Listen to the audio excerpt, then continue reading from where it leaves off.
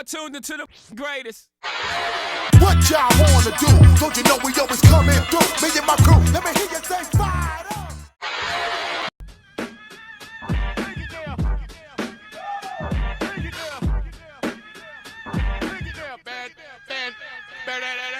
Yes. Welcome back to our channel. For today's video, nandito kami sa Gold Food. Sa may Bonifacio stopover BGC. So guys, unlimited steak, rib eye, plus unlimited seafood, drinks, and ano yung isa? Desserts. Dessert.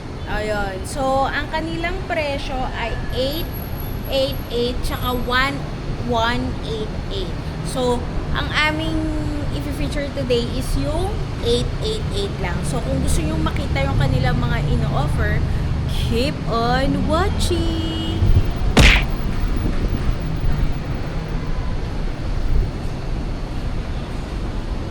Stop!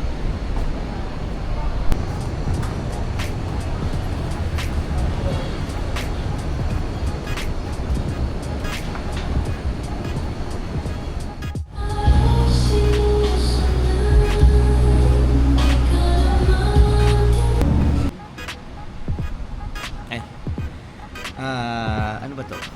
Yung... So, ito yung kinuha namin, yung 888. Teka, yung electric fan baka maingay. 888. Tapos, ano to Han? Lahat to? Oh, lahat yan. Oh, yan. So, kita nyo guys, rib eye. May rib eye? Rib eye, shrimp, lechon, crispy crablets, mixed vegetables, and many more. Ayan, meron pang bulalo soup, yang chow fried rice, and may drinks at saka dessert. So, eto sa tingin ko, so test run ng Goldfin, okay yung 888.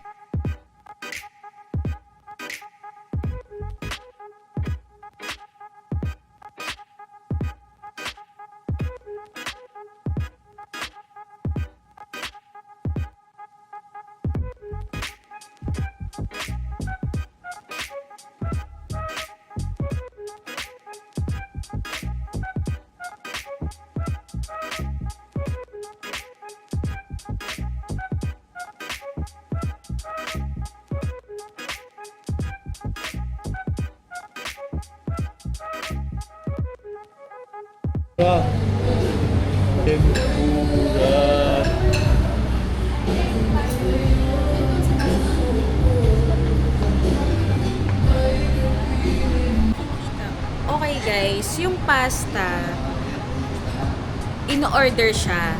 So, hindi siya yung nakabilad doon. So, ang available na pasta nila is Ginawa mo tinapa. pesto. So, isa to sa favorite ko, pesto. So, what I can see, it's oil-based. So, hindi siya cream-based. So, yung steak din, hindi siya yung ikaw magluluto. Katulad sa samgyupsal. Maghihintay ka, o order ka, tapos tatanungin ka ng doneness or kung anong gusto mong luto ng steak mo. So, sa amin is isang medium rare at isang medium well.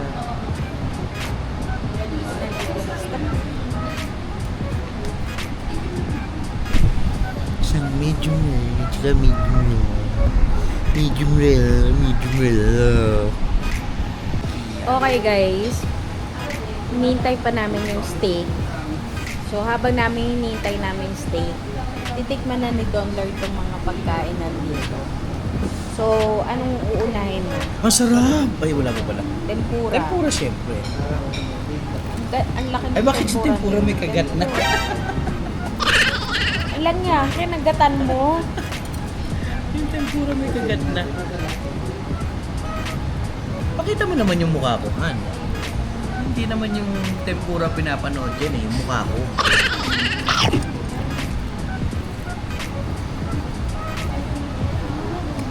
Parang puro balat yung nakain ko. Ah, yung pala.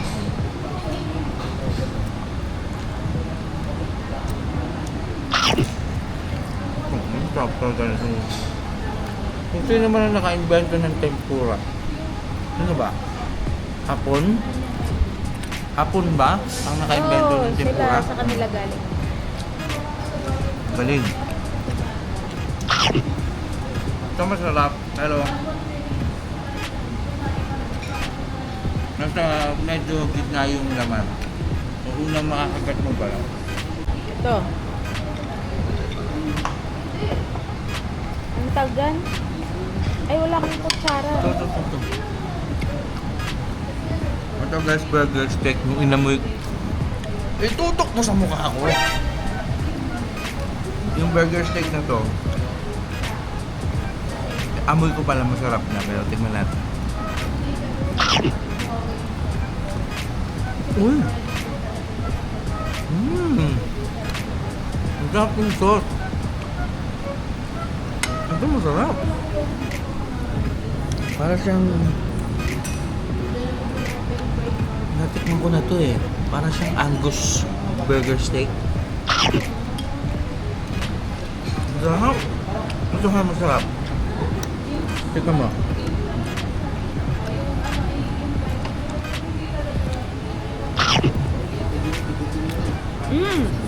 Paano siya?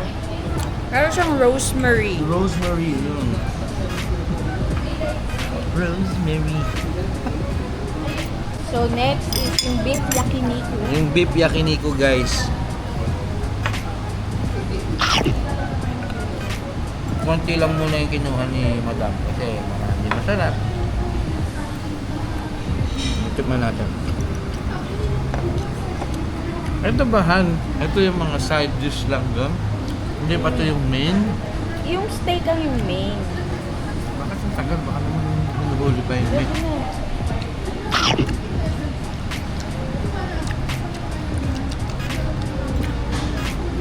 Lasa. Hindi ko malasaan. Baka na-overpower lang nung tempura. Taka.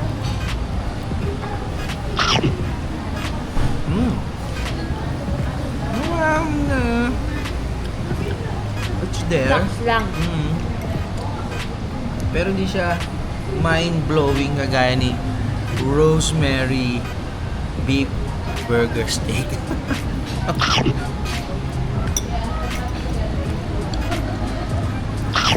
Pero naubos mo. Kasi malambot. Wala siyang kalatoy-latoy. O, tanong mo si Tin. Okay guys, so yung kanilang pasta, ang dami. Sinabi niya yon? Yes. Ang dami ng kanilang pasta. So, parang good for 2 na to. Good for 2 years, Char. Ako na ha?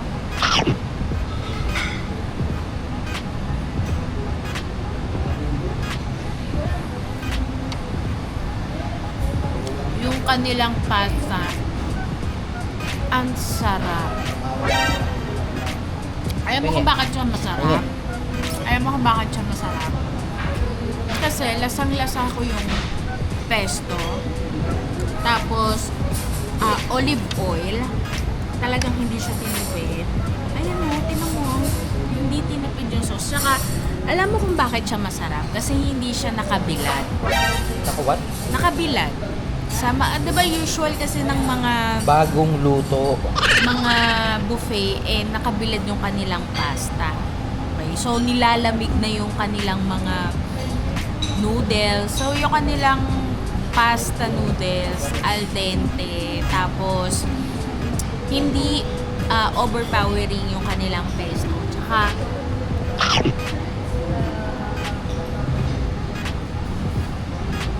ang sarap ng timpla nila, grabe. Stop. Okay guys, eto kasi nga seafood siya, only steak, only seafood. So ito yung kanilang, ang tawag dito? Scallops.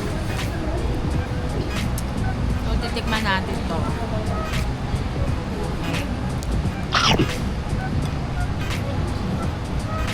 Okay. Surprisingly, kahit medyo nakababad na siya doon, juicy pa rin siya. Tsaka masarap yung cheese na ginamit nila. Tapos yung tahong ni Carla. Ew.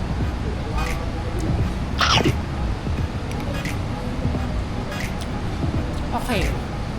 Fresh na fresh yung kanilang tahong. Parang pakapakita. Ang tahong nila, wow, masarap. Yung cheese na ginamit nila, in fairness, masarap talaga. Tsaka moist. Moist yung loob. Okay, so far, so good yung mga natitikman ko. Tapos ito, meron silang crablets. Paano ba kainin to? Ano ba to? Kinakain ba to as is? So, meron tayo ditong suka. Nguyain mo. Ganun ba yan? Ang anghang. Ang anghang ng suka. Ah, in fairness, ngayon lang ako nakakain ng ganun, crablets. Tapos, proceed tayo sa kanilang lechon. Lechon! So, medyo parang, medyo malambot-lambot. Lechon. Lechon. Ang gusto ng mga senior.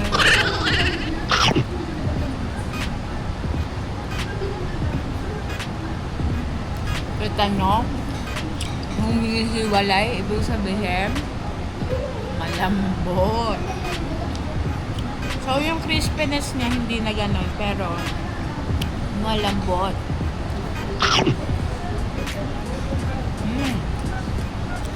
Sarap.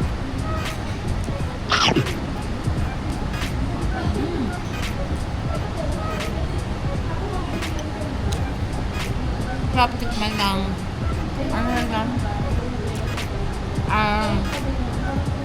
fats and cholesterol.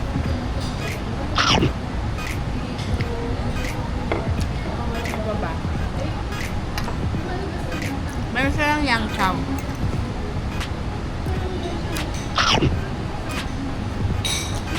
Okay, yung yang chow nila, hindi boga. Parang Japanese rice. Tawag doon, malagkit. Parang gano'n.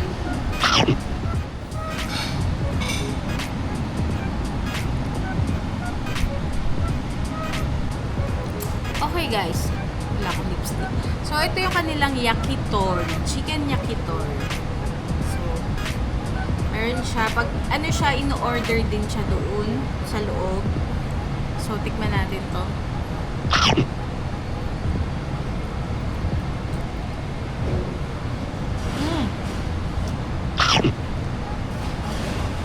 Malambot, tsaka juicy. Tsaka yung sauce niya masarap.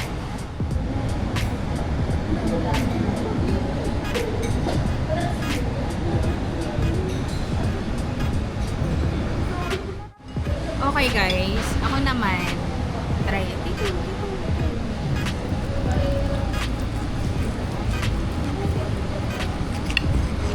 So, ang ginagawa ni Gordon Ramsay. So, medium well kasi yung ginawa ko, yung in-order ko. So, ayan. So, may pinkish pa siya konti. Okay? Pero kung medium lang yan, medyo pink na pink pa yung gitna niya. So, hindi siya mukhang bimpo. So, Bakang ano? bimpo yung texture. May smoky flavor siya. Pero, hindi siya super duper tender. Siguro nga, pag medium, gano'n. Pero, infer naman, tingnan mo, infer, masarap siya. So, sabi ni Don Lloyd, medyo bitin daw sa gravy.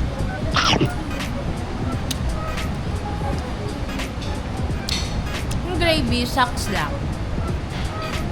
Hindi siya Extravaganza. pero for its price, pwede na 888, may only steak tsaka seafood ka na. Tapos may drinks ka pa, tsaka ano tawag, yung dessert. Okay na rin siya.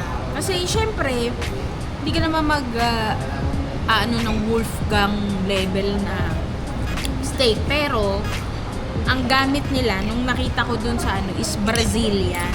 Brazilian yung kanilang steak. Stop na, bakit?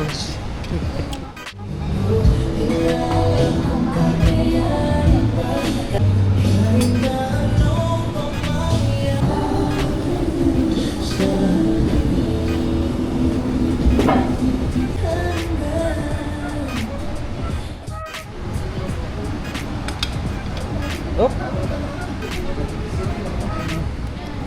Palagi. Thank you. ano yan? Steak ulit. Okay. Ano sa'yo? Grabe. Okay, Eh, guys. steak na naman siya, oh. Okay, guys. Punta na tayo sa kanilang dessert. So, tinikman ni Donler tong coffee jelly tsaka kanilang buko pandan. Ang ganda nung kanilang presentation. Parang saktuhan lang siya para sa matikman mo siya lang. Ayun. So, titikman natin ngayon yung kanilang banana cake. Banana cake, banana bread.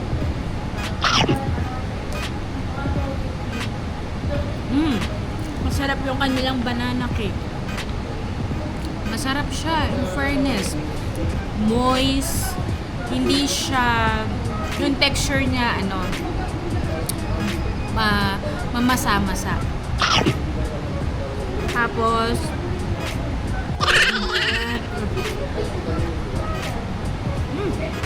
next, ito. Hindi ko alam kung ano to. Custard cake. Tikman natin.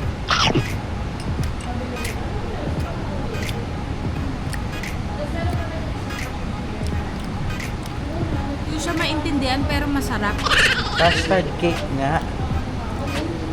Hindi. Hindi ko siya maintindihan pero masarap. Tapos next ito, parang bevel cake.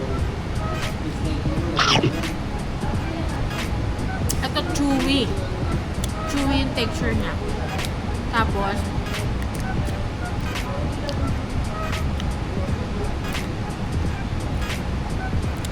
mamait-mait yung kanyang chocolate. Tapos ito, parang ano to? Macaroons. Yun nga, macaroons na. Yung macaroons na hindi yung social na French ng macaroons ha. Yung macaroons na nabibili natin sa mga bakery. Tapos next, ito na parang may cheese na sa ibabaw. Ito. May cheese sa ibabaw.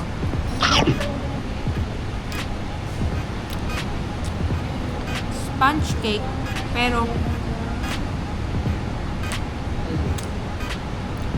wala ko masyadong malasahan kundi keso. Hindi naman ito cheesecake. malasahan kundi sponge. Pero hindi siya cheesecake, pero lasang keso siya. Tapos, last but not the least, ito, parang feeling ko Toronto. Hatiin natin sa gitna. Baka masira ipin ko. Ayun nga, Turon nga. May turon. Torones. Torones pala. Masarap yung evenly coated yung kanilang turon. Masarap siya medyo. Hindi siya ganun katamis, tas parang meron siyang bitter. May bitterness siya akong natitikman. Evenly coated. Evenly. So far, so good. Okay, ang dilim. Ayan pala, ganyan pala. Okay, natapos na kami sa aming video. So, how would I rate this? I would rate it as 8. Okay? Masarap naman yung kanilang food. Medyo marami-rami na rin yung kanilang choices. For its price, pwede na. Ikaw, Donlo. Ako mga 9 kasi masarap yung mga sauce ng beef burger steak tsaka yung steak nasusunod nila yung gusto mong ano yung term mo? Doneness na medium well, medium rare, well done, nasusunod nila yon. So it's a 9 for me. So, marami sila dito. May mga promo sila for birthday. Tsaka meron yata sila... Ayun nga, meron nga dito. Happy So, birthday! Nag-cater din rin yata sila. So, located lang sila sa may BGC stopover. Oo, Bonifacio stopover, yung building dito sa may malapit sa may Jollibee Kalayaan. Ito, dito siya. Saan ba tayo? Ayan. Ayan. Yung ano bang malapit sa Mind Museum. Ayan. So, guys, ang kanilang rate ay, ang aming tinake na rate is yung 888. Meron pa sila ibang rate dyan. Ayun, yun lang. Tapos, meron ba silang, parang may mga nakita kong a la carte din sa kanila. So, I'm not so sure. But, yun. Pero in terms of service, okay naman pag-refill ng food, tsaka mabait yung kanilang mga staff. So, yun lang. So, kung gusto nyo parang makakita ng mga future videos, mag-subscribe na kayo sa aming YouTube channel at i-share nyo na to. Ayun. Bye-bye!